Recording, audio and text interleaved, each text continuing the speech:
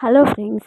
Ram family మొత్తం సుమతి గురించి discussion చేసుకుంటూ ఉంటే అప్పుడు సీత అంటుంది, సుమతి అత్తమ్మకు జనార్దన మామయ్య, రామ్ మామ, ఇంకా ప్రీతి తప్ప ఇంకా సన్నిహితులు ఎవరైనా ఉన్నారా అని అడుగుతుంది. అడిగేసరికి అప్పుడు మహాలక్ష్మి సుమతికి ఏమన్నా అక్రమ సంబంధం ఉందేమో అని అంటుంది.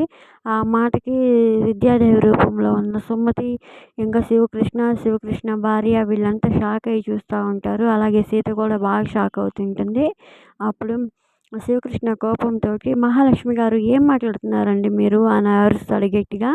అరిచేసరికి అప్పుడు మహాలక్ష్మి అంటుంది, అరవకండి, ఆపండి, ఎందుకు అరుస్తున్నారు, ఎందుకు అరుస్తున్నారు? ఒకవేళ మీ చెల్లెల మీద కోపంతో మీ చెల్లెలు మీ ఇంటికి వచ్చేసరికి మీరే మీ చెల్లెల్ని ఏమైనా చంపేశారేమో అని అంటుంది. అనేసరికి అప్పుడు శివకృష్ణకి చాలా బాగా కోపం వస్తుంది, చాలా ఎక్కువగా.